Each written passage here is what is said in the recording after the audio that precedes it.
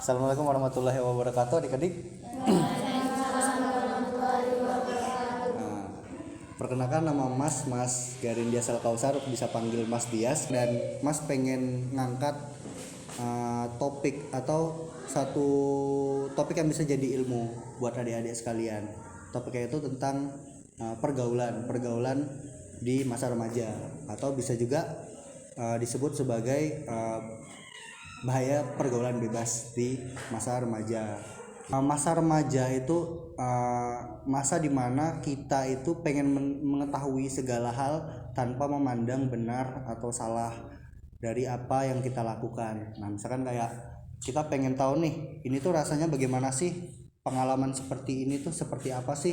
Nah, kita tuh tidak mempertimbangkan kalau misalkan itu tuh punya dampak buruk loh, itu tuh resikonya besar. Kita cuman mikir, aku cuma pengen nyoba kok, kan nggak salah. Bener, nggak salah dalam mencoba, tapi kita juga perlu mengetahui apa sih dampaknya buat kita, apa sih bagusnya buat kita, apa sih buruknya buat kita. Kita harus tahu itu, jadi nggak asal nyoba.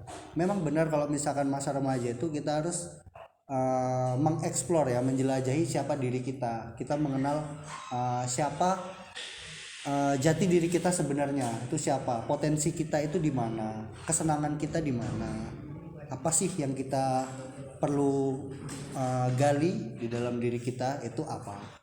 Kita perlu itu karena apa, kita itu setiap manusia itu pasti punya potensi yang harus digali supaya gimana pun juga potensi itu tuh menjadi salah satu kelebihan kita untuk menutupi kekurangan kita. Tapi dengan satu syarat, pengkajian potensi diri kita itu harus didasari dengan sikap-sikap yang baik, tidak melenceng dari agama, tidak melenceng dari hukum mungkin, dan tidak memberatkan atau justru mempersulit orang lain gitu.